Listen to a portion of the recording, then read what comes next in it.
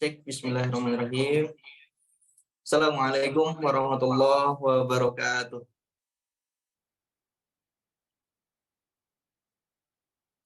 Alhamdulillahillazi arsala rasulahu bil huda wa dinil haq liyudhhirahu 'ala dini kullih wa kafa billahi syahida. Asyhadu an la ilaha illallah, asyhadu anna Muhammadan abduhu wa rasuluhu nabiyya ba'da.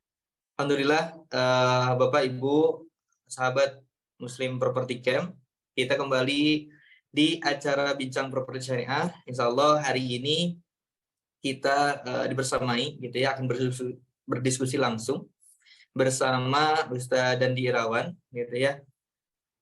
Tema yang akan kita bahas sekarang gitu ya, ini tentang cara dapat passive income dari bisnis properti syariah gitu ya. Jadi gimana sih tahapannya sampai kita tuh sampai bisnis properti itu jadi passive income kita kayak gitu. Beberapa tahapan mungkin nanti akan dibahas di pertemuan kali ini, di Bincang Properti Syariah kali ini.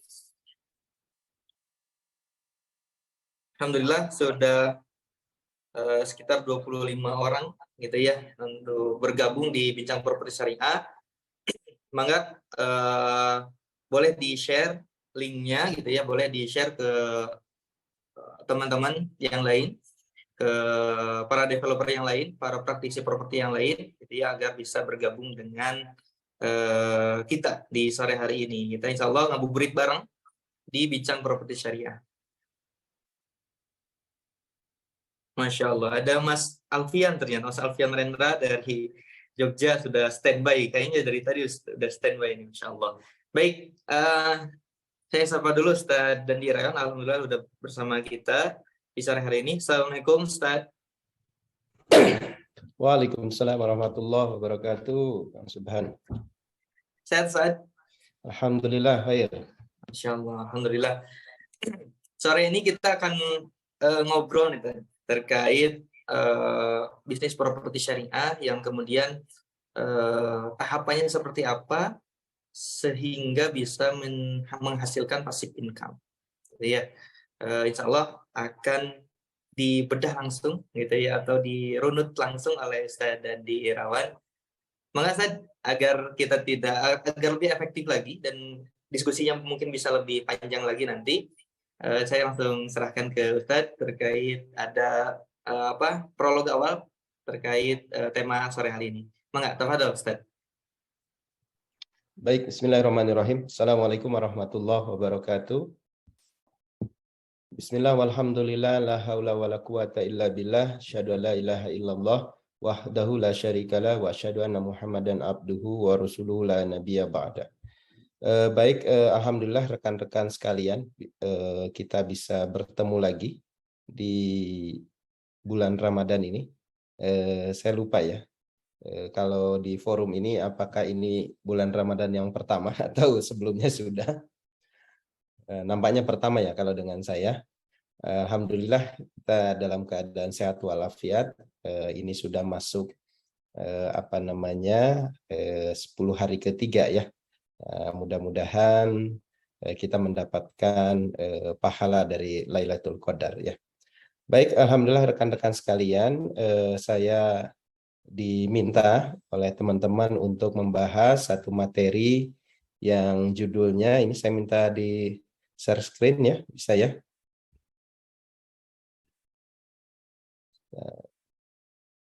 Share screen dulu.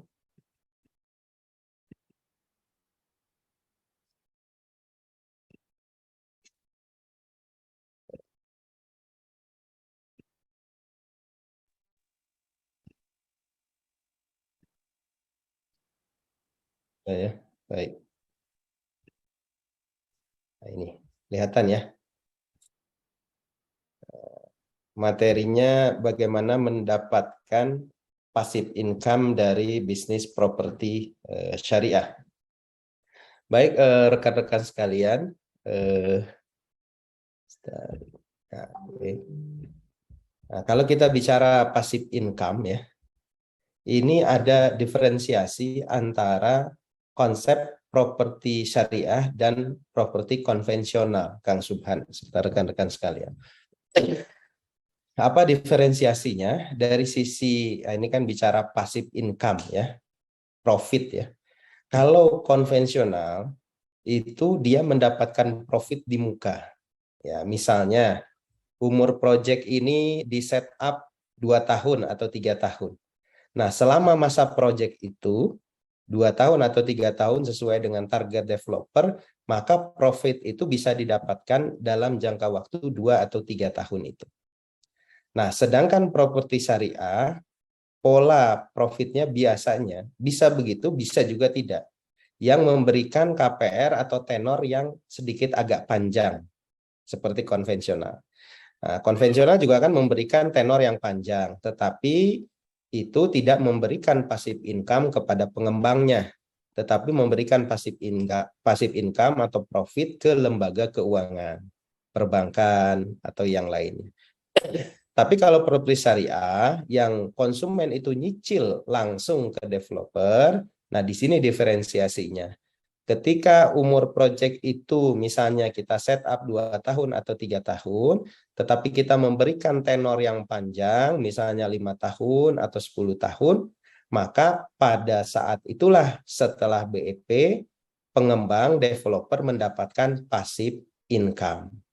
Nah, menarik tidak passive income-nya? Ya menarik, tapi juga tentu ada resikonya. Apa resikonya? Resikonya ada gagal bayar, ada keterlambatan. Tetapi ada metode mensiasati potensi-potensi problem-problem tersebut. Apa keuntungannya? Keuntungan dengan pola bisnis properti syariah yang cicilannya langsung ke developer adalah developer mendapatkan keuntungan yang lebih dibanding keuntungan dari developer konvensional. Karena keuntungan developer konvensional pada umumnya rata-rata profitnya dari press list yang biasanya mereka jual itu 20-30%. Nah, sebagai developer kita mendapatkan profit kurang lebih 20-30%. Nah, kalau dengan konsep cicilan langsung ke developer, biasanya harga cash dengan harga kredit agak berbeda. Maka ketika konsumen itu membeli kredit, maka developer mendapatkan keuntungan tambahan lagi. Yang mana itu nanti akan dicicil selama masa umur tenor tersebut. Misalnya kalau kemudian tenornya 10 tahun, misalnya ya, 10 tahun, maka BEP-nya berapa lama nih? Biasanya misalnya BEP-nya 2,5 tahun. Nah, 2,5 tahun itu developer belum mendapatkan keuntungan. Nah, pasca itu baru kemudian developer mendapatkan keuntungan. Misalnya bulan ke-31. Keuntungannya seperti apa? Keuntungannya adalah cicilan konsumen, ya, cicilan konsumen per bulan dikali jumlah konsumen yang nyicil, maka segitulah yang didapatkan oleh developer berupa passive income. Selama berapa lama? Selama masa tenor yang diberikan oleh developer. Misalnya Kang Subhan punya unit 100 unit, punya perumahan 100 unit. Yang di KPR-kan 70% misalnya. Yang di cash atau cash bertahap 30%. Nah, berarti 70 unit. Nah, nanti cicilannya berapa? Misalnya rata-rata misalnya ini ya, 3 juta misalnya. 3 juta per bulan kali 70 unit, maka mendapatkan 210 juta per bulan. Nah, 210 juta selama berapa lama? Selama masa tenor. Nah, itulah potensi passive income di bisnis properti syariah. Nah, jadi menurut saya menarik, tapi tergantung mazhabnya masing-masing. Ada yang sukanya mendapatkan profit langsung, ada yang sukanya mendapatkan passive income, gitu ya.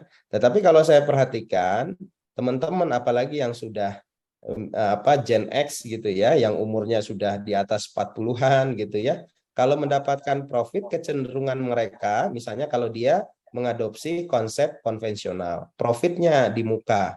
Maka ketika dapat profit biasanya mereka landing lagi ke bisnis yang bisa menghasilkan passive income. Contohnya apa? Mereka buat kos-kosan misalnya. Kos-kosan supaya mendapatkan passive income bulanan.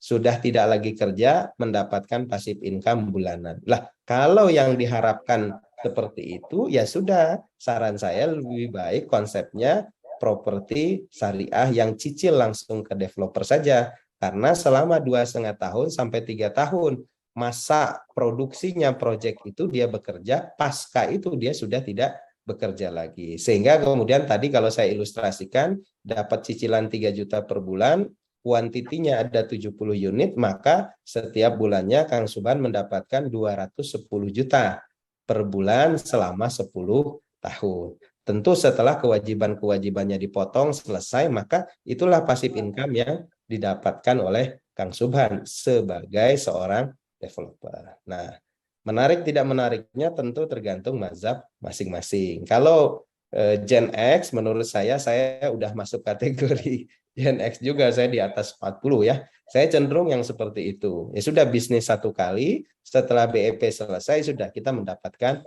passive income. Nah, kalau yang milenial masih terus ingin menjalankan proyeknya. Tidak ada masalah, setelah mendapatkan passive income juga kan bisa keuntungan itu kemudian kita putarkan lagi ke dalam bisnis. Begitu sebagai gambaran ke teman-teman bahwa di dalam bisnis properti syariah konsep passive income-nya itu demikian. Berbeda dengan konvensional. Begitu kan. Nah, bagaimana cara untuk mendapatkan passive income itu sendiri? Ya. Bagaimana tahapannya? Tahapan yang pertama adalah kita harus menguasai bisnis proses, Kang Subhan. Tahapan yang kedua, kita harus menguasai manajemen properti. Tahapan yang ketiga, memahami BSM, branding, selling, and marketing. Yang tadi saya sampaikan di awal itu menarik. Kalau proyeknya jalan, Kang Subhan. Kalau proyeknya tidak jalan, menimbulkan masalah, bisa kemudian berdampak hukum. Ya, bisa perdata, bisa pidana. Umumnya pidana. Ya, bisa kemudian kita mempertanggungjawabkan kesalahan bisnis itu ya di dalam hukum pidana. Bisa penjara dan lain sebagainya. Nah, nauzubillahi min zalik ya. Maka itu sebelum kita terjun ke bisnis properti, ada baiknya kita harus menguasai dulu bagaimana tahapan-tahapan yang aman sehingga kemudian kita terjun ke bisnis properti, Kang Subhan. Nah, maka saya membaginya menjadi 3 tahapan. Ya, sebelum kita terjun ke bisnis properti, maka saya sangat menyarankan kita harus memahami bisnis proses properti syariah itu sendiri. Hulu sampai hilirnya, Kang Subhan. Bagaimana kemudian melakukan perhitungan action plan atau cash flow, bagaimana membuat rencana kerja, bagaimana kita mempelajari screening surat-surat, bagaimana mempelajari proses perizinan, ya, bagaimana mempelajari proses sosial, ya, konflik dan lain sebagainya. Ini tahapan yang pertama, memahami bisnis proses, termasuk bagaimana memproduksi dan lain sebagainya. Nah, ini yang harus dikuasai dulu oleh kita sebelum kita terjun. Nah, karena ada kaidah al-ilmu qabla qaul wal amal. Ilmu dulu sebelum kita memulai. Maka ada baiknya sebelum kita mulai, kita harus menguasai tahapan-tahapan ini dulu. Ini berdasarkan pengalaman saya, Kang Subhan. Siapa tahu kalau rekan-rekan yang lain bisa jadi tahapannya berbeda. Mangga saja. Tetapi berdasarkan pengalaman saya, kebetulan saya dari 2010 ya menjalani bisnis developer syariah ini sekitar 13 tahun. Begini kesimpulan yang kemudian saya rekomendasikan ke teman-teman. Tahapannya seperti apa sebelum kita terjun? Yang pertama adalah kita harus memahami bisnis proses properti syariah. Nanti kita bahas secara detail. Yang kedua, memahami manajemen properti. Kenapa memahami manajemen? Karena bisnis properti itu bukan bisnis yang kecil. Kalau tidak sedang, dia bisnis yang besar. Maka perusahaan itu kan ada 3 biasa dikategorikan. Perusahaan kecil, sedang, besar. Atau menengah dan besar. Nah, bisnis properti tidak bisa dikategorikan bisnis yang kecil. Nah, dia kalau tidak sedang, dia besar. Maka kalau perusahaan sudah perusahaan itu sedang atau besar, maka dia harus memiliki manajemen. Ya, bagaimana manajemen keuangannya, bagaimana manajemen SDM-nya. Kalau bisnisnya masih kecil, misal kita buka warung nih, warungnya juga nggak gede-gede ya, masih kecil. Semua bisa kita handle, ataupun kalau misalnya kita hire orang cuma 1 orang, nggak perlu ada manajemen. Ya pembukuan atau keuangan nggak perlu, karena bisa kita catat sendiri, karena kita juga terlibat langsung di sana. Tidak akan ada kecolongan ya, kehilangan dan lain sebagainya, karena kita ada di sana. Maka tidak perlu manajemen yang rumit. Tidak perlu juga merancang manajemen SDM, karena SDM-nya nggak banyak. Cuma dia sendiri selaku owner, bisa jadi hanya dengan staff 1 orang. Maka yang semacam itu kategorinya bisnis kecil. Nah, kalau yang bisnis kecil, tidak perlu kita men-set up manajemen. Kalau bisnisnya besar atau sedang, maka kita harus mempelajari manajemen. Nanti kita bahas secara detail. Yang ketiga, nah ini yang paling utama juga, ujung tombak. Walaupun semuanya penting menurut saya, tetapi ini ujung tombak di dalam bisnis, yaitu BSM, Branding, Selling, and Marketing. Bagaimana melakukan branding terhadap produk kita, bagaimana merancang strategi marketing, bagaimana melakukan selling. Sering saya sampaikan, memproduksi segala sesuatu itu mudah, Kang Subhan. Ngebangun rumah itu gampang. Kalau kita bisnisnya fashion, buat baju itu gampang. Kalau bisnis kita kuliner, memproduksi makanan, membuat bakso, buat rendang, buat ayam, buat bubur itu gampang. Tapi yang sulit itu menjualnya, mendeliverinya. Ya, yang mudah memproduksi tapi susah menjual. Maka itu saran saya yang ketiga yang harus kita kuasai oleh teman-teman adalah mempelajari BSM. Bagaimana melakukan branding terhadap produk kita, bagaimana merancang strategi marketing dan melakukan selling. Nah, 3 tahapan ini harus kita kuasai sebelum kita terjun ke bisnis properti, ya, baik properti yang dengan bank syariah maupun yang tanpa bank syariah, ya. Nah, ini tahapan yang selayaknya dipahami oleh teman-teman. Ayo kita bedah satu-satu ya. Yang pertama bisnis proses ya. Bisnis proses apa yang harus kita lakukan? Yang pertama kita mempelajari Yang pertama kita mempelajari 9 tahapan mendevelop project. Nah, ini metode saya ya. Kalau di coach yang lain mungkin metodenya berbeda ya. Kalau di saya nanti sedikit kita buka mempelajari 9 tahapan mendevelop sebuah project. Ya, nanti ada bagaimana melakukan listing lahan, bagaimana tahapan pertama, yang kedua melakukan hitung cepat, quick count, tahapan yang ketiga melakukan analisis, yang keempat melakukan cash flow, kelima melakukan pra-marketing ya. Yang keenam ya negosiasi lahan, yang keempat melakukan yang ketujuh melakukan proses perizinan, perencanaan dan launching. Nah, ini kita harus menguasai 9 tahapan mendevelop sebuah project dari hulu sampai hilir, dari mulai screening lahan sampai kemudian start project, gitu ya. Bagaimana melakukan screening terhadap penawaran lahan. Ya, tadi 9 tahapan itu. Nanti sedikit kita bahas 9 tahapan. Maka di dalam bisnis proses, saran saya yang harus kita kuasai adalah bagaimana cara mempelajari, mendevelop sebuah project dari bahan mentah, dari tanah kosong menjadi perumahan. Itu ya. Di situ ada analisis legalitas, di sana ada analisis sosial, di sana ada analisis ekonomi, di sana ada analisis geografis dan lain sebagainya. Ini kita harus pahami. Banyak kesalahan-kesalahan bisa jadi salah satunya karena tidak memahami bisnis proses. Misalnya, men-screening suratnya salah. Kita beli kepada orang yang tidak semestinya, atau suratnya ganda, atau lain sebagainya. Atau kita membuka sebuah proyek tidak melakukan analisis, ternyata perizinannya tidak terbit.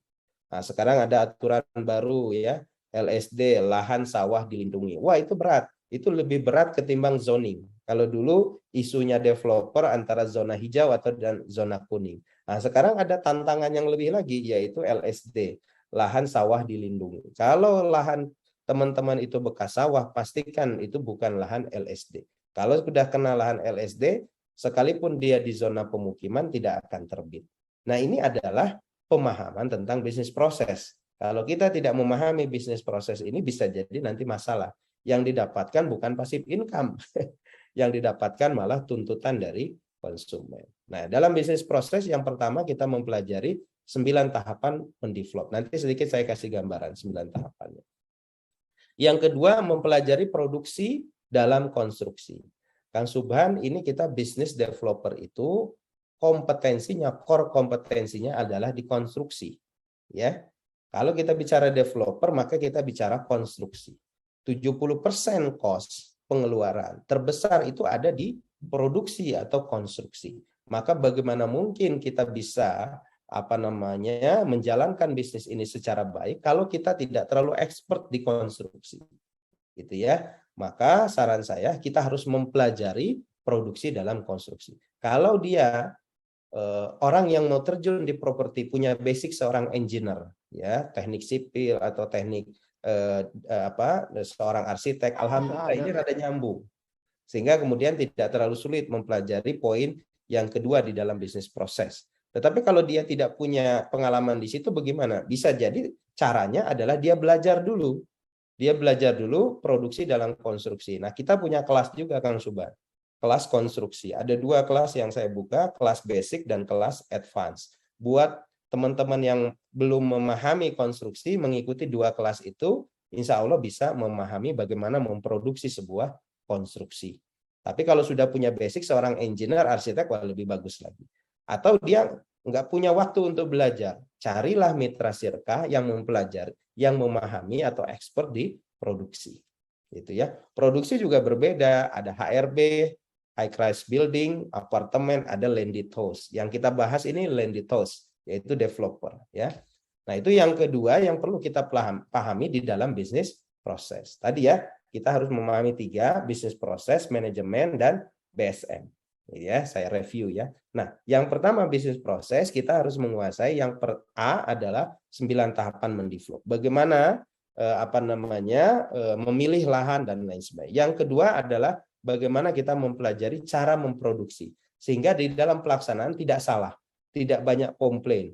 Kan kebayang kita ngebangun rumah terus rumahnya rubuh. Ya. Nah, kalau 1 lantai oke lah, tapi kalau misalnya rumahnya 2 lantai atau 3 lantai gagal struktur, wah ini kan repot. Bisa jadi bisnisnya berjalan lancar tapi ada problem, misalnya rubuh bangunan lalu kemudian ada korban jiwa, bisa jadi kena pidana. Perusahaannya untung tapi direkturnya atau ownernya kena pidana. Maka itu dia harus paham. Atau bukan masalah pidana tetapi bagaimana memastikan anggaran sesuai dengan perencanaan, tidak over budget. Nah, maka itu kita harus memahami produksi di dalam konstruksi. Nah, kalau mau ikut kelasnya nanti bisa. Kalau yang tidak memiliki basic di konstruksi. Yang ketiga, mempelajari cara membuat action plan atau biasa kadang disebut cash flow gitu ya. Menghitung HPP. Intinya menghitung HPP. Berapa omset yang akan didapatkan, berapa pengeluaran. Itemnya banyak, harus dipahami itu. Walaupun bab yang ketiga ini ada juga nanti di 9 tahapan. Tetapi saya ingin memberikan garis tebal gitu kaitan dengan membuat action plan. Karena ini adalah jantungnya properti. Kalau salah membuat action plan atau cash flow, maka dari awal kita sudah merancang kegagalan. Ini tentang bagaimana menghitung HPP. Misalnya teman-teman menjual sebuah rumah tipe 3672. Dijual berapa? Dijual 350. Pertanyaannya, mestinya HPP-nya atau modal kerjanya itu di bawah misalnya 350, misalnya 300 juta. Nah, bagaimana memastikan HPP-nya itu 300 juta? Nah, itulah ilmu tentang membuat cash flow atau action plan, membuat HPP. Sehingga bagaimana mungkin kita launching atau mempublish press list kalau belum mengetahui berapa HPP produksinya. Nah, ini yang kadang pernah saya mendapatkan beberapa teman-teman yang di dalam penetapan harganya itu masih belum membuat action plan atau cash flow. Yang dikhawatirkan menghitung HPP.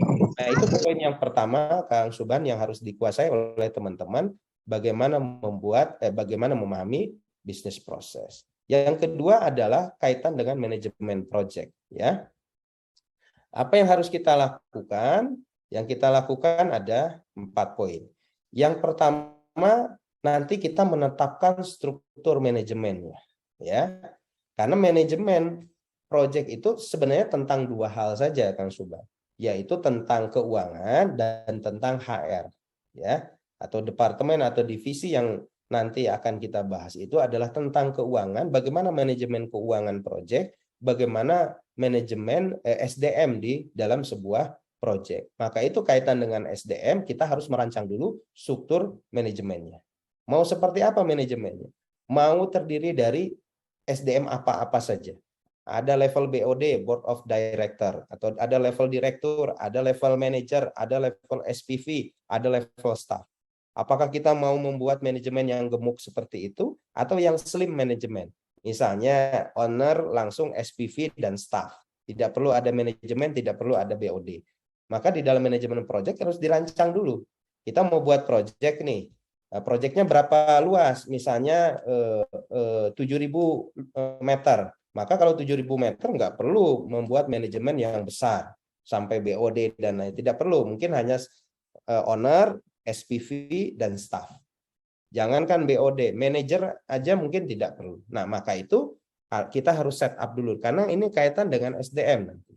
Ini kaitan dengan fixed cost, salary yang harus kita keluarkan, dan lain sebagainya. Apalagi kalau ada head office, ada cabang. Nah, itu lebih rumit lagi nanti.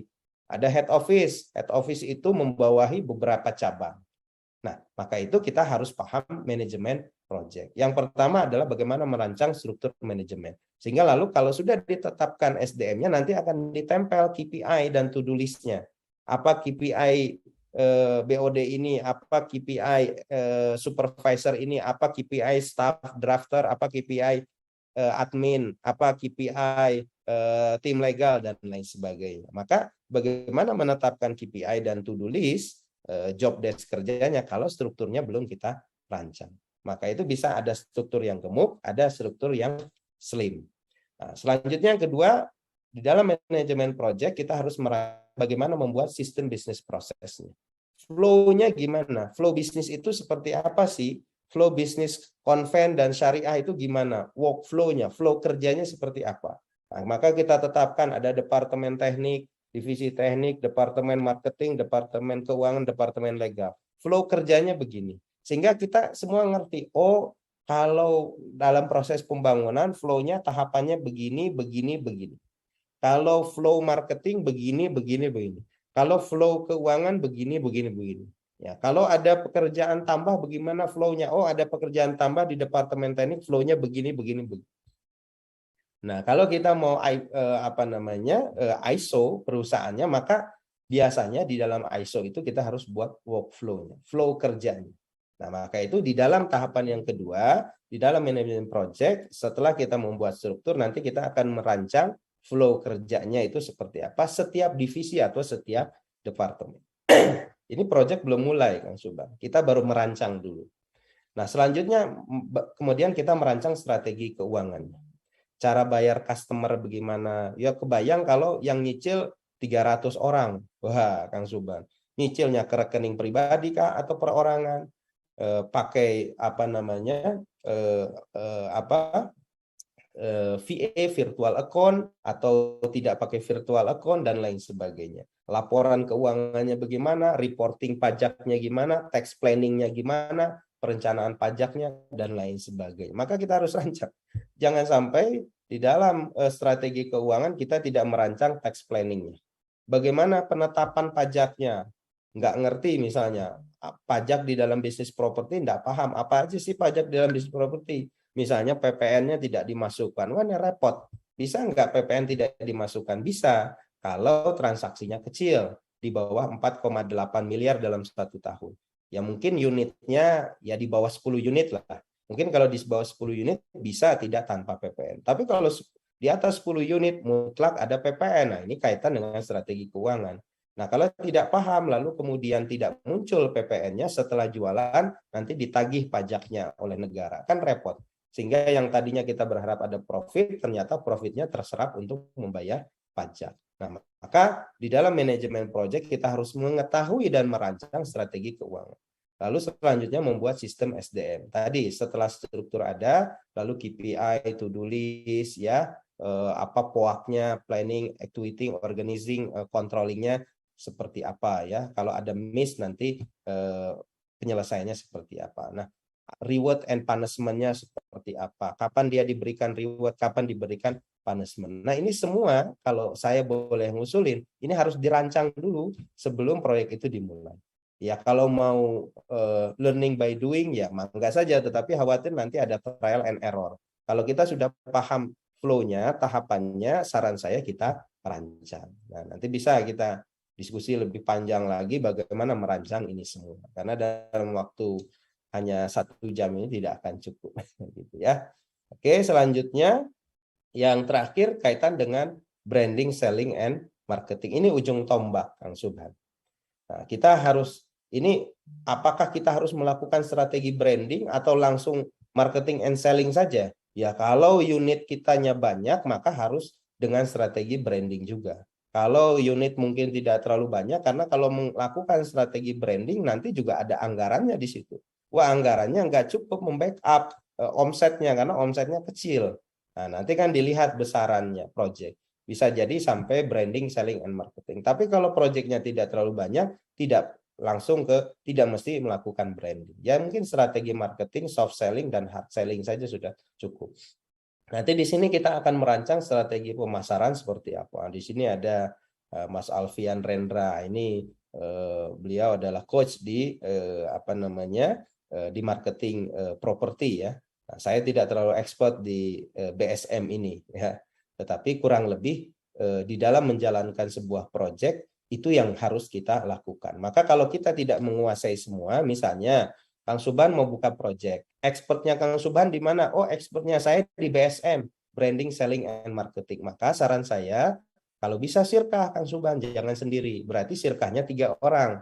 Kang Subhan expertnya di branding, selling, and marketing, atau misalnya Kang Subhan expertnya di manajemen gitu ya. Expertnya di manajemen, nah berarti cari 2 orang lagi yang expert di BSM. Nah, ada Mas Alfian nih. Mas, yuk kita sirkah Mas. Mas Alfian kan di branding, selling, and marketing kan ekspor, kita sirkah. Nanti cari satu lagi yang expert di bisnis proses. Maka 3 orang yang expert di bidangnya masing-masing, insya Allah proyeknya nanti harapannya bisa berjalan. Nah, kurang lebih seperti itu, Kang Subhan, bagaimana mempersiapkan sebuah proyek sehingga harapan kita proyek ini bisa menghasilkan passive income, bukan masalah di dalam sebuah proyek. Nah, itu Kang Subhan, saya izin lagi share screen yang 9 tahapan ya. 9 tahapan, mana 9 tahapan? Sebentar.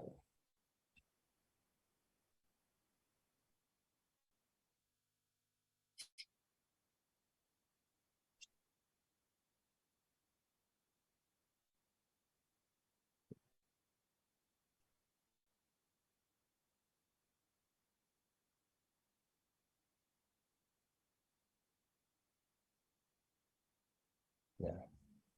Ini yang tadi saya cerita 9 tahapan mendevelop sebuah proyek. Nampak kan sebenarnya? Ada kan?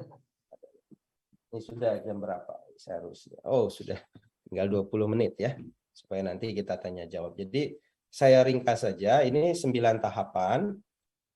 Apa tahapannya? Tadi saya sudah katakan, ini di dalam memahami bisnis proses. Ini proyek belum mulai ya.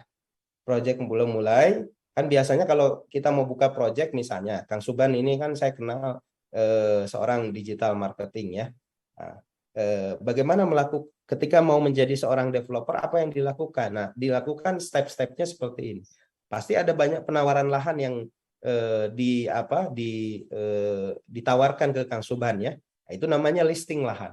Nah, dari beberapa listing lahan yang masuk ke Kang Subhan, di list ya, nanti apa saja yang harus dipahami nanti panjang ya, nggak cukup waktunya. Kita listing lahannya lalu melakukan hitung cepat. Karena orientasi bisnis itu pasti mendapatkan keuntungan kan, kimahnya kimah madiyah. Maka itu dipastikan mana yang profitnya lebih tinggi. Misalnya ada yang profitnya cuma 50 juta, ada yang profitnya 20 juta dari beberapa listing lahan. Ada yang profitnya 500 juta, ada yang profitnya 5M. Kang Subhan milihnya yang mana? Pasti milihnya yang 5M kan gitu loh. Yang profitnya kecil nanti dikesampingkan dulu. Nah, itu tahapan yang kedua. Setelah mendapatkan hitung cepat, dapat profit, lalu dilakukan analisis kelayakan. Analisis kelayakan ini ada 4, geografi, sosial, ekonomi, dan legal. Pastikan bagaimana men-screening suratnya. Ini suratnya AJB, SHGB, SHM, atau apa. Nah, bagaimana ngecek suratnya, lalu kemudian bagaimana analisis legalitas perizinannya, zonanya di mana, dia LSD atau bukan, dan lain sebagainya. Nah, setelah dianggap clear semua, masalah sosial ada enggak? Bagaimana melakukan masalah sosial? Panjang pembahasannya. Nah, itu analisis kelayakan. Ini pisau bedah. Ya, kalau di saya ini poin yang ketiga, analisis kelayakan itu pisau bedah. Kalau tidak hati-hati di dalam pisau bedah ini akan ada banyak problem. Maka saya bisa memastikan proyek-proyek yang bermasalah kalau kita analisis dengan 4 analisis kelayakan yang tadi saya sebutkan, pasti ketemu worst case-nya di situ. Maka itu kita harus hati-hati. Ada profit di tahapan yang kedua, tapi analisis kelayakannya bermasalah. Maka saran saya jangan dipaksakan. Cari lahan yang lain. Berarti kembali ke tahapan yang pertama. Kalau listing lahan itu oke, analisis kelayakan oke, baru melakukan perhitungan cash flow atau action plan. Setelah itu melakukan pramarketing, lalu negosiasi lahan dengan pemilik. Nah, pastikan ya, itu melibatkan notaris. Jangan sampai di bawah tangan. Ya, melibatkan notaris sehingga kemudian dipastikan hak semua pihak, hak penjual dan hak pembeli itu terakomodir di dalam perjanjian. Sehingga tidak bisa ada pembatalan secara sepihak. Nah, tahapan yang keenam seperti itu, lalu kemudian mengurus legalitas secara formal. Ya, pastikan kita harus memiliki izin-izin yang clear and clean. Setelah itu melakukan perencanaan, walaupun ini juga bisa paralel, tahapan ke-8, selanjutnya setelah itu clear semua, baru kita launching produk. Ini 9 tahapan yang biasanya saya ajarkan bagaimana mendevelop sebuah produk. Tapi tidak hanya ini, tadi ada 3 itu, Kang Subhan. Ini bagian dari memahami bisnis proses, gitu ya. Bisnis proses, manajemen, dan DSM. Oke, saya kira demikian dulu, Kang Subhan. Ini sudah jam 4.45. Mudah-mudahan cukup untuk session tanya jawab. Hatur nuhun. Assalamualaikum warahmatullahi wabarakatuh. Waalaikumsalam warahmatullahi wabarakatuh. Masya Allah, syukran Ustaz. Itu ya, ternyata garis besar dari bisnis properti itu, secara garis besar sih ada 3, tapi memang prosesnya nggak simple gitu ya. Apalagi kalau memang tujuan kita ataupun keinginan kita ingin dari bisnis properti syariah ini jadi passive income gitu ya, tentu prosesnya nggak singkat gitu ya. Jadi ada beberapa tahapan yang memang mungkin luput dari apa yang sudah kita kerjakan gitu ya, apakah itu teman-teman marketing, apakah itu teman-teman developer kayak gitu.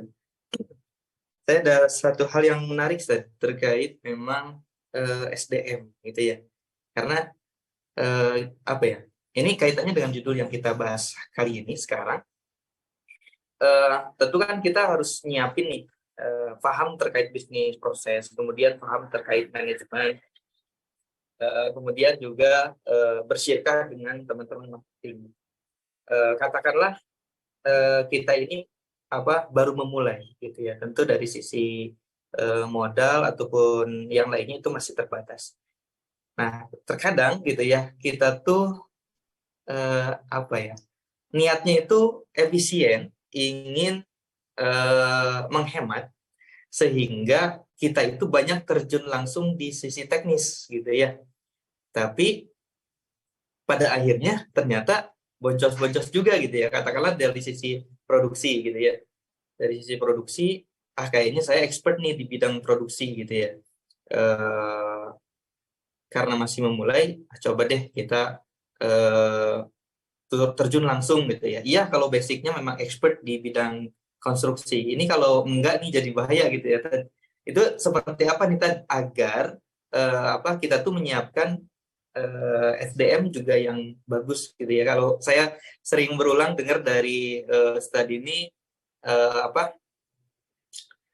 agar bisnis ini sustainable tuh satu sistem yang baik gitu ya, kemudian ditopang dengan SDM juga yang great gitu ya, yang baik gitu, menghasilkan tujuan. Nah, itu seperti apa, Ustaz? Barangkali apa enggak, Ustaz? Naiknya di Oke, sambil saya jawab, kalau ada pertanyaan di teman-teman bisa nanti disampaikan saja ya. Ya, kita insya Allah selesai sampai jam 18 ya, karena di wilayah yang lain sudah buka. Maka kalau ada pertanyaan-pertanyaan. Jadi ini kembali ke pelakunya masing-masing kan Subhan. Ada cenderung orang yang tidak mau sirkah. Oh, saya mau mulai saja sendiri. Nah, mulai sendiri itu ada dua kategori. Ada yang dia tanpa modal, ada yang dengan modal, gitu ya. Nah, saran saya di properti ini baiknya dengan modal. Nah, kalau kita nggak punya modal gimana? Ya makanya sirkah itu adalah solusinya. Kita sebagai pengelola, sebagai mudorib, nanti ada sohibul mal. Sohibul mal itu ada dua. Ada sohibul mal atau investor dalam bentuk dana, ada investor dalam bentuk lahan. Walaupun kalau nanti sirka yang dalam bentuk lahan itu harus dihitung nilainya, Kang Subhan. Nah, itu kembali ke masing-masing. Ada yang saya nggak mau pakai, saya nggak mau sirkah-sirkahan. Saya maunya sendiri saja. Saya pernah melakukan itu, Kang Subhan. Starting sendiri dan starting sirkah. Kesimpulan saya, lebih baik kita sirkah. Sirkah dengan siapa? 3 pihak tadi. Yang menguasai bisnis proses, berarti yang engineer, yang menguasai manajemen, seorang ahli di manajemen, yang menguasai BSN. Saya juga pernah tidak sirkah mengawal itu. Karena, kalau tidak sirkah, profitnya untuk saya semua. Logikanya kan begitu, Kang Subhan. Atau mungkin dia berpikir, saya khawatir trauma dengan sirkah, kadang tidak selamanya mitra sirkah itu sepemahaman. Bisa jadi seperti itu, dia trauma. Itu hal yang lumrah. Tapi saya pernah mengalami semua. Ketika saya tidak sirkah, saya expertnya di bisnis proses. Saya tidak terlalu expert di BSM. Ya, 50% memahami manajemen. Nah, sehingga kemudian saya agak kesulitan di dalam proses melakukan penjualan. Karena saya tidak expert di situ. Dan saya tidak sirkah. Apalagi tidak pakai modal yang besar. Bagaimana membangun SDM, sedangkan modalnya startingnya juga tidak besar. Sehingga kemudian ada problem di penjualan. Yang tadinya saya berpikir profitnya untuk saya sendiri, jadi masalah. Akhirnya profitnya juga tidak didapatkan, capek iya. Gitu. Nah, saya pernah mengalami. Ternyata kalau bicara sunnah, itu sunnahnya adalah sirkah. Ya, di dalam hadis qudsi, Allah mengatakan, aku adalah pihak ketiga dari 2 orang yang bersirkah. Jika 2 orang itu saling hianat, maka aku pergi dari sirkah. Nah, itu Allah menganjurkan bahwa Allah itu pihak ketiga dari 2 orang yang bersirkah. Nah, berarti kan ini dianjurkan untuk kemudian kita itu bersirkah. Maka kalau boleh saya mengusulkan, berdasarkan pengalaman saya juga, saya sudah pernah starting bisnis itu dengan sirkah dan starting tanpa sirkah. Sama-sama di bisnis properti. Ya, saya punya 2 perusahaan, yang satu sendiri, yang satu sirkah. Yang maju itu yang sirkah. Yang sendiri itu nggak maju. Ya, ada yang sendiri itu ada 2. Yang satu ini sama sekali nggak maju, saya harus tutup. Yang satu lagi itu maju tapi prosesnya panjang, berdarah-darah. Tapi yang sirkah itu tidak berdarah-darah karena kami bersirkah dengan orang yang expert di bidangnya masing-masing. Ada yang ngurusin jualan, ada yang ngurusin manajemen, saya ngurusin produksi. Kita abdan di antara kita. Nah, gitu Kang Subhan. Jadi ini pilihan masing-masing, saya kembalikan ke masing-masing. Tentu ada konsekuensinya masing-masing. Betul. Memang selain tadi solusi sirkah, karena memang bisnis itu perlu kolaborasi juga ya, Ustaz. Sehingga bisa berkembang dan sebagainya. Baik, Ustaz, ada banyak pertanyaan. Sekarang masuk, tadi belum ada. Gitu ya.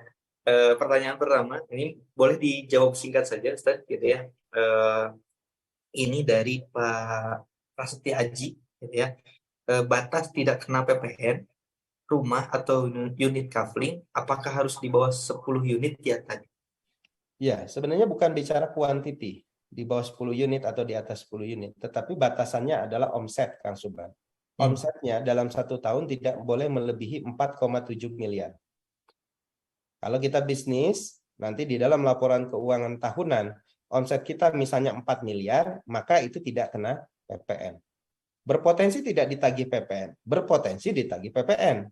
Ya, namanya dinas pajak kan berusaha mendapatkan pendapatan sebesar-besarnya. Tetapi kalau kita paham, nah lagi-lagi kan di sini, Kalau kita expertnya di produksi, tapi lalu kemudian dapatkan surat pajak, lalu kemudian kita nggak ngerti, wah, lalu bingung kan, akhirnya dibayarkan. Padahal nggak mesti dibayarkan kalau kita bisa menjawab bahwa transaksi saya tidak sampai 4,7 M.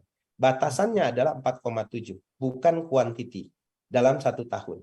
Bukan omset secara keseluruhan, bisa jadi omsetnya 6 M kan sudah. Tapi 6 M itu 3 dalam 2 tahun. Per tahun 3 M, 3 M. Itu nggak kena batas PPN. Nah, potensi ditagih pajak itu bisa.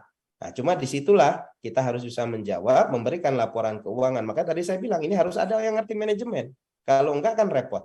Lalu kita surati bahwa ini omset kita. Kalau mereka mau melakukan pemeriksaan, silakan. Kalau faktanya benar, ya bukan 4,7. Ya, kalau faktanya nggak benar, diakal-akalin, misalnya omsetnya sebenarnya 6, tapi diakalin, nah kalau ada pemeriksaan bisa kena. Gitu ya, batasnya adalah omset, bukan kuantiti, tapi omset per tahun. Begitu kan? Omset per tahun, ya. Jadi gitu, 4,7 M per tahun. Jadi kalau 8 M, ya asal perhitungannya setahun yang 4 M mungkin masih aman gitu. Beda omset sama profit ya. Ini omset, Iya, pendapatan betul. kotor. Baik, kita lanjut ya, Ustaz. Ada Ya. pertanyaan dari Ibu Siti. Ini terkait dengan lahan yang bermasalah mungkin ya. Bagaimana cara menyelesaikan lahan yang sudah terlanjur dibeli kafling, berada di zona hijau ternyata, namun terlanjur dibangun rumahnya juga. Namun saat legalitas dinaikkan jadi SHM, ini nggak terbit-terbit. Apakah tempat tersebut harus dijual atau dibagaimanakan, Ustaz? Ya, saya tidak tahu ini konteksnya sudah dibuat perumahan atau belum ya. Oke, misalnya kalau kita seorang developer, kita nggak ngerti tahapan tadi, bisnis proses nggak ngerti, 9 tahapan juga tidak paham. Lalu langsung kita beli. Nah, kalau melakukan tahapan itu kita tidak akan terjebak kasus ini. Nah, kita beli, ternyata setelah kita urus izinnya, terdetek itu zona hijau. Nah, kalau zona hijau, kalau untuk pribadi, mungkin tidak ada masalah, Kang Subhan. Untuk pribadi dibangun sendiri dan lain. Zona hijau itu bukan berarti IMB tidak terbit. IMB bisa terbit, tetapi koefisiennya kecil, tidak besar. Mungkin hanya 10%. Tetapi kalau diperjualbelikan, ini bisa jadi agak sulit. Ya, nanti ada strategi, ini IMB-nya IMB perorangan atau IMB perumahan. Nah, gitu ya. Nah, saya nggak menjelaskan secara keseluruhan, bahaya. Kalau pakai izin perumahan gitu ya, ini agak sulit nanti. Pasti tidak akan berlanjut karena nanti ngurus KRR, keterangan rencana ruang.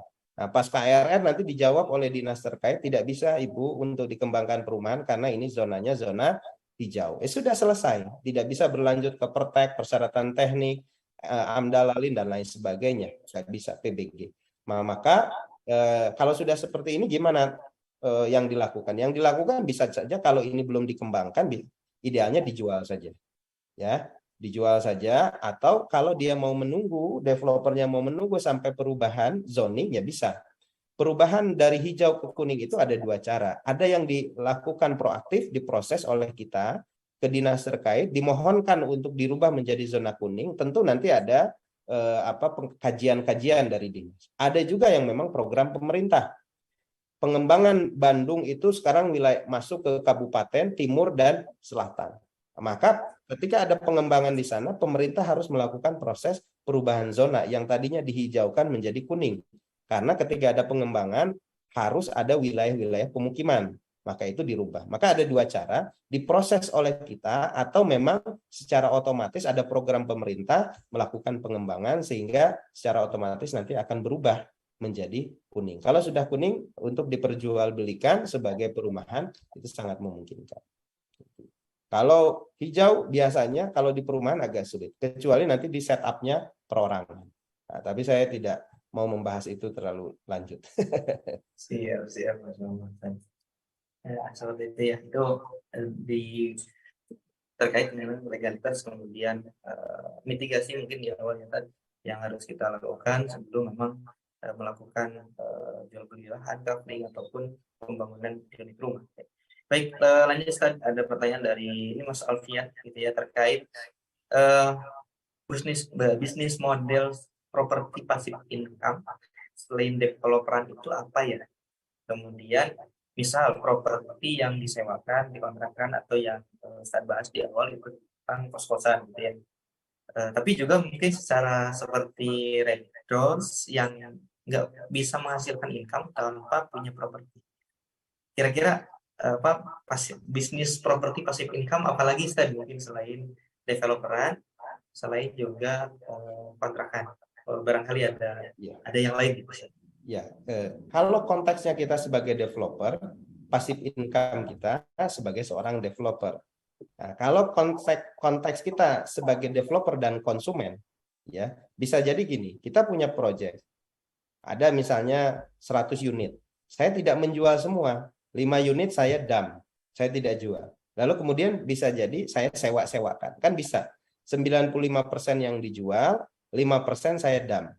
Lalu kemudian saya sewakan. Bisa juga jadi pasif income, gitu ya. Tapi kalau sebagai customer gimana? Sebagai customer, ya dia nggak mungkin bisa mendapatkan passive income sebagai developer karena dia bukan pengembang. Maka dia sebagai investor bisa kemudian beli rumah, lalu kemudian dikontrakkan, ya sehingga menjadi passive income. Tinggal nanti dihitung standar return-nya, ROI-nya masing-masing. Karena setiap investor atau business owner biasanya punya standar ROI masing-masing, return of investment.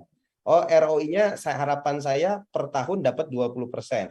Oh, 50%. Oh, 100%. Nah, dikembalikan ke investornya masing-masing. Kalau dia merasa cukup dengan ROI 20%, bisa jadi solusi membeli rumah lalu kemudian mengontrakkan itu menjadi solusi. Tapi kalau dia mengharapkan return yang lebih tinggi, ya idealnya dia harus menjadi pengembangnya. Tentu ada resikonya juga. Kalau dia hanya membeli dan mengontrakkan, resikonya kecil gitu ya. Tapi profitnya juga segitu gitu ya. Nah, itu tentu profit dengan resiko berbanding lurus, Kang Subhan. Ya, baik, Insya Allah. Ini masih sedikit lagi ada waktu ya, Ustaz? Ya, Ada beberapa pertanyaan lagi. Ini barang dari Pak Marzuki. Apakah ada komunitasnya MPC di setiap daerah gitu ya? Kami ini pemula Pak, jika jalan sendiri kadang bingung ketika ada masalah. Ini terkait MPC, Ustaz. Ya, baik. Jadi sebenarnya di MPC itu adalah kegiatan-kegiatan di bawah APMI, Asosiasi Properti Muslim Indonesia. Nanti Pak Marzuki bisa nanti kontak host atau bisa searching APMI, Asosiasi Properti Muslim Indonesia. Nah, bisa nanti tanya-tanya teman-teman di sana, kita membuka member. Nah, kami membatasi member APMI hanya 50 member, eksklusif gitu ya. Karena kita betul-betul berharap bisa mendampingi teman-teman secara maksimal gitu ya. Nanti bisa searching atau kontak host APMI, Asosiasi Properti Muslim Indonesia. Kalau MPC itu adalah kegiatan-kegiatannya ya, program-program. Begitu Kang Subhan. Iya. Nah, jadi untuk mengayomi praktik properti ataupun pemula yang properti mungkin ada bisa gabung di APMI gitu ya, asosiasi. Kita habiskan saja Kang Subhan ya. Saya baca habiskan aja ya, insya Allah bisa dijawab dengan singkat-singkat. Ini ada pertanyaan dari Ibu Siti. Kalau lahan 5.000 meter persegi, apakah kena PPN atau tidak? Harus dibikin fliperan atau bentuknya PT? Oke, tadi sudah saya jawab ya. Jadi batasannya bukan luasan, bukan kuantiti, tetapi batasannya adalah omset, gitu ya. Oke. Selanjutnya, berapa bagian sirkah yang dilakukan di tiap-tiap bagian ya? Nah, kalau kita sirkah 3 orang, ya, jadi secara syariah tidak ada batasan, diserahkan kepada musyariknya masing-masing. Ya, misalnya yang paham bisnis proses, manajemen, BSM, mau sama rata boleh 33%, mau 40%, 30% boleh, mau 50%, 25% boleh. Prinsipnya sirkah tidak ada aturan penetapan nisbahnya bagi hasilnya berapa, tetapi nisbah itu sangat berkaitan dengan kontribusi kerja. Nah, jangan begini Kang Subhan, di awal-awal lah kita mah teman udah aja sama rata aja. Nah, biasanya kan gitu. Udah jalan nanti, loh kok kerja saya lebih berat ya dibanding kamu. Wah, nggak adil nih kalau 30 dibagi rata. Wah, harusnya saya lebih gede. Nah, itu makanya itu harus paham dulu bagaimana bobot kerja bisnis proses, bagaimana bobot kerja manajemen, bagaimana bobot BSM. Sehingga betul-betul mereka paham bahwa nilai nisbah yang sudah ditetapkan itu sesuai dengan kontribusi masing-masing. Ya, jadi saran saya nanti harus didiskusikan nanti job desk-nya itu seperti apa sehingga nanti kita bisa bantu. Oh, idealnya sekian, sekian, sekian. Tapi pada prinsipnya tidak ada batasan. Semua antarodin harus saling ridho. Begitu. Iya. Selanjutnya ada dari Pak Purwoto Marsudi. Maaf Pak Ustadz, kalau PPN properti itu berapa persen dari nilai jual? Sama enggak dengan barang lain? 11% bila omset di atas melebihi 4,7 M. Ya, kalau koefisien PPN itu dulu 10%, sekarang 11%. Nanti 2 tahun lagi itu sudah ada informasi nanti 12%. Gitu ya. Nah, itu harus diancang-ancang. Jadi itu koefisiennya adalah 11%, Kang Suban. Tapi ini kita harus ngerti tax planning. Tidak mesti dari harga press list. Nah, nanti ada metode perhitungannya. Bisa bottom. Harganya bukan harga press list, di bawah harga press list. Tapi berapa persen dari harga press list? Apakah 90%, apa 80%, atau 70%, atau 60%? Nah, ini nanti harus kita bedah. Ini pembahasannya panjang.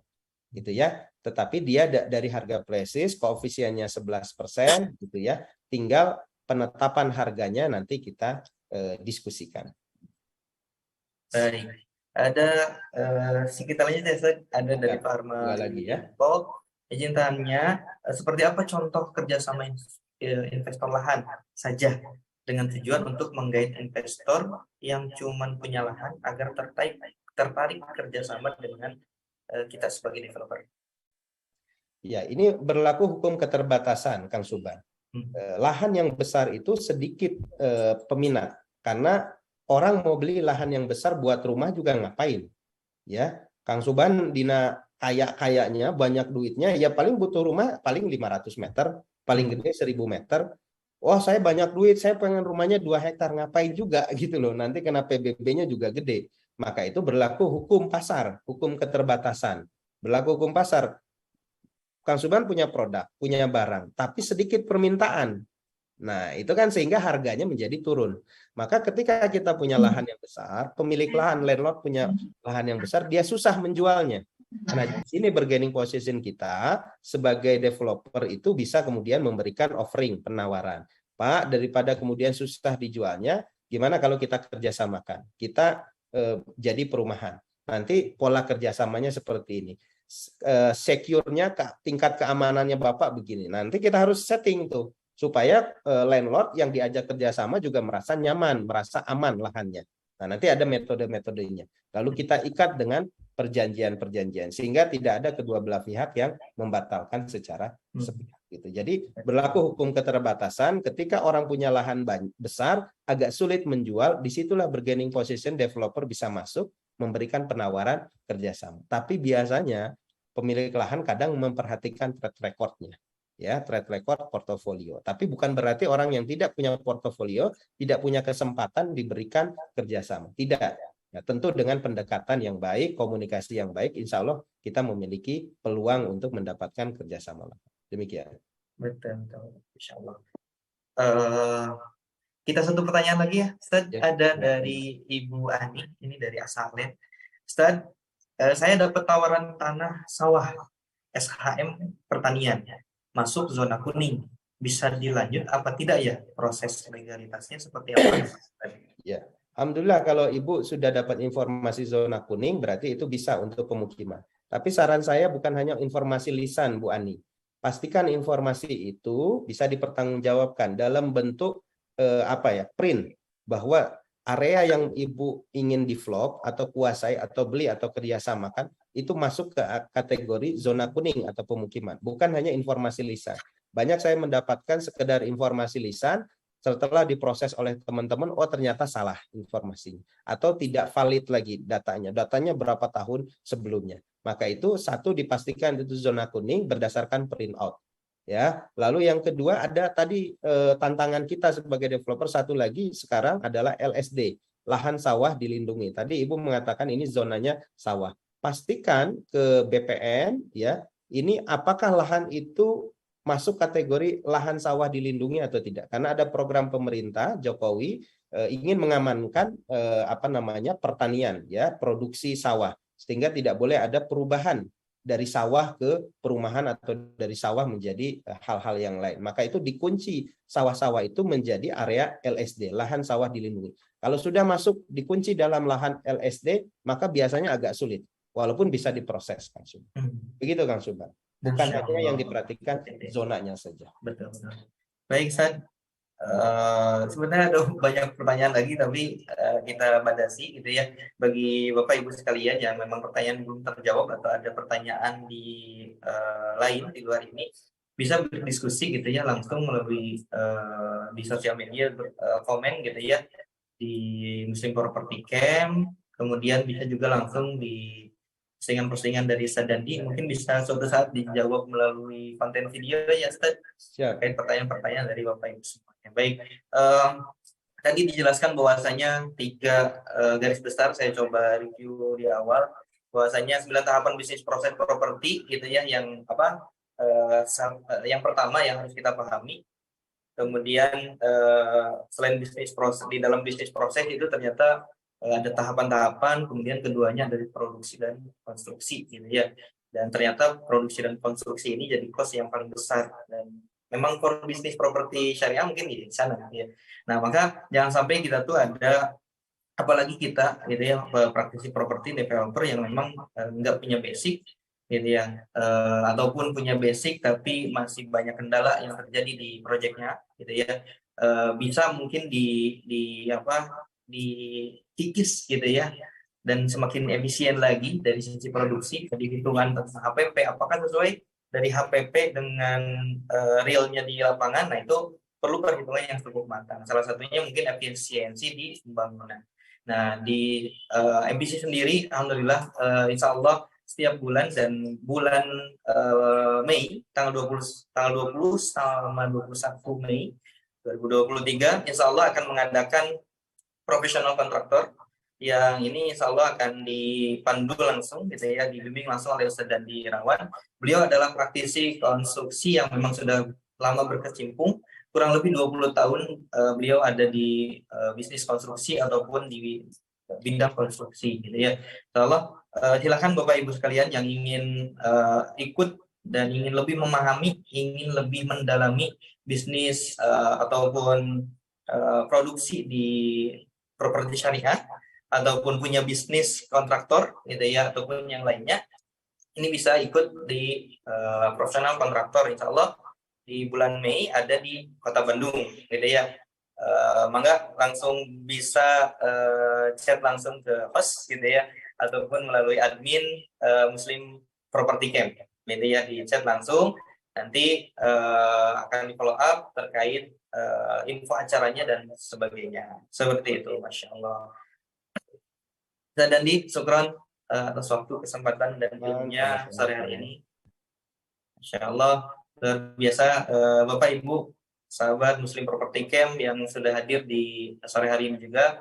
Alhamdulillah, syukron. Kita akan kembali berarti pada Lebaran nih.